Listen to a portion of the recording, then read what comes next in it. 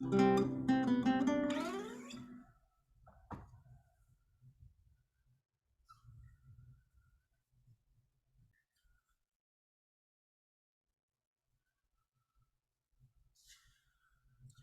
guitarists. So today we are going to work on measures 32 to the end of Loch Lomond.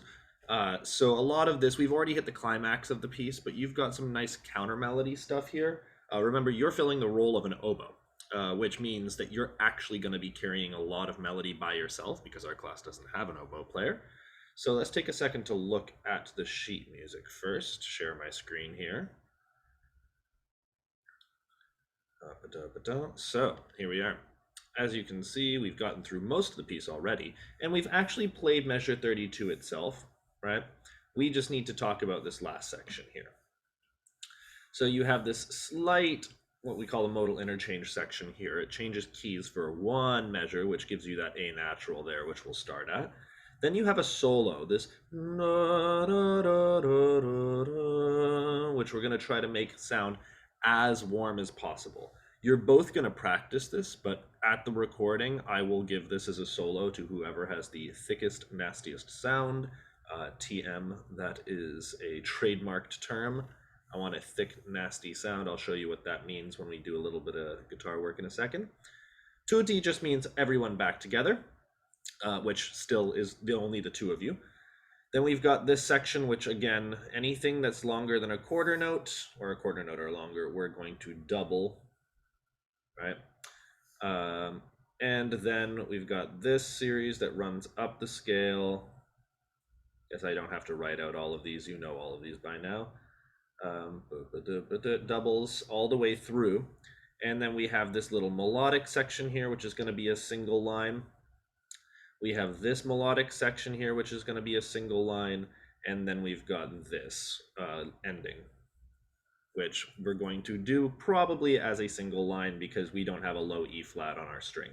So like last week, let's do it highlighting, where I'm going to show you where double lines happen in blue and single lines happen in green.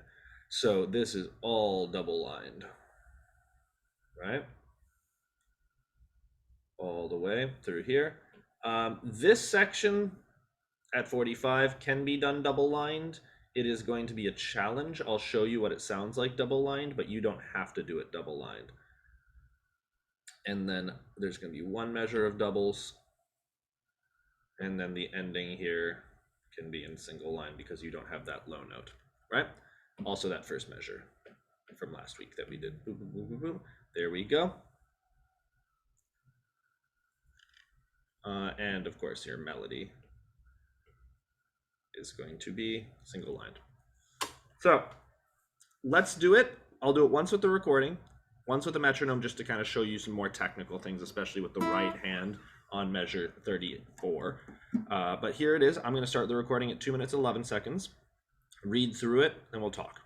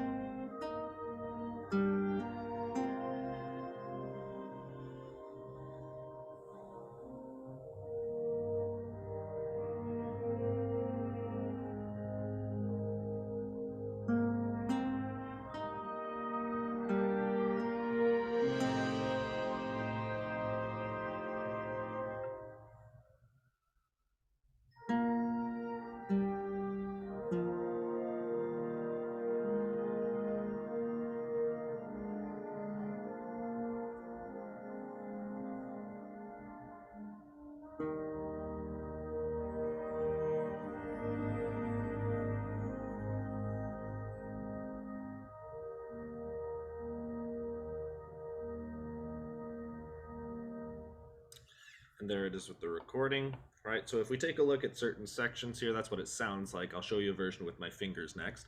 But things to really prioritize, this solo here, getting really a thick, beautiful sound out of,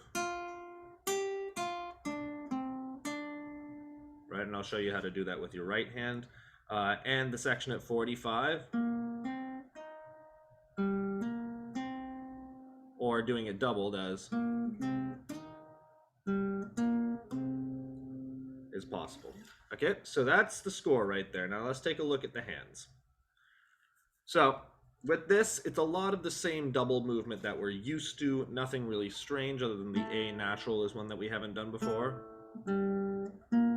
But you can all figure that out.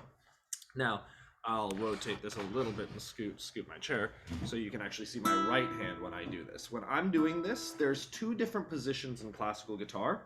Either I'm pulling the strings up like this, away from the guitar, or I'm pulling the string down into the guitar and using the next string as a rest, right?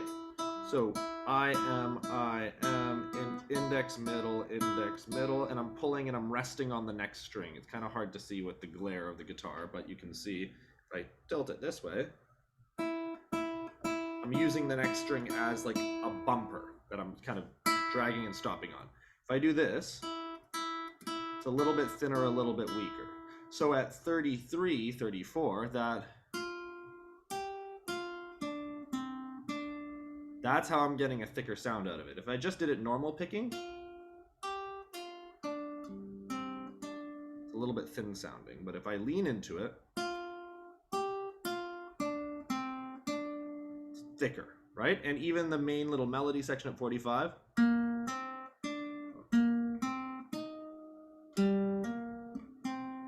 right? Doing it with the pull on the fingers. We'll talk more about this when we're in person. It's hard to teach online, but that's a big part. This is what they call apoyando.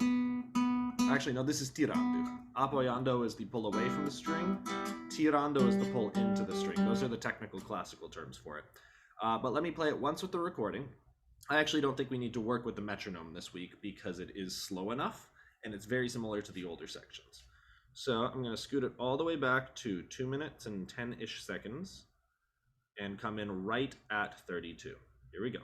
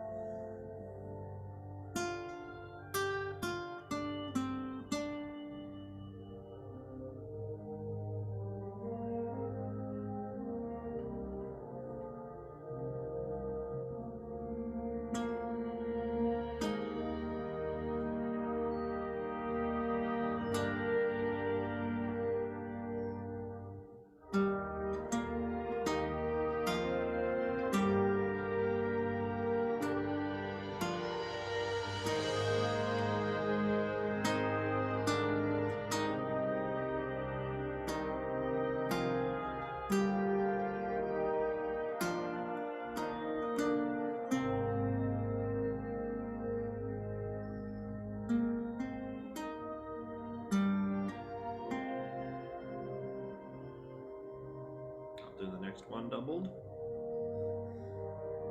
1, 2, 3.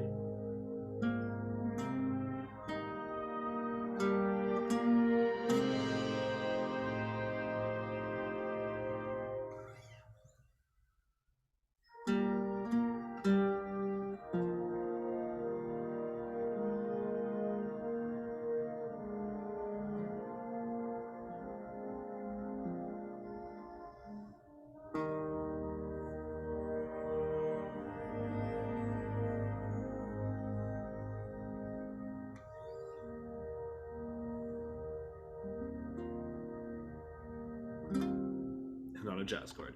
Now, so that's the walkthrough. Right? That's measures 32 to the end. It's your choice whether or not to double that melody at 45. That's a harder one because it moves a little bit faster and it needs to be super clean, or it can be, right? But this section will actually carry more melody than normal. So work on this, measures 32 to the end with the metronome. That's your assignment for this week. Then we head into being able to do the entire run through, right? We know the entire piece after this section. So if you have any questions, you know how to reach me. Happy practicing.